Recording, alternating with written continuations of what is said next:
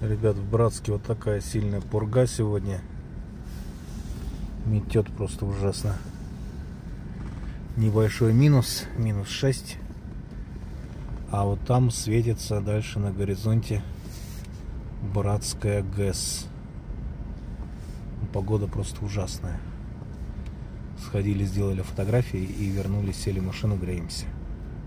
А уже через пару дней нас ждет экспедиция по автодублеру БАМа. Подписывайтесь на канал, ставьте лайки, здесь мы путешествуем по миру.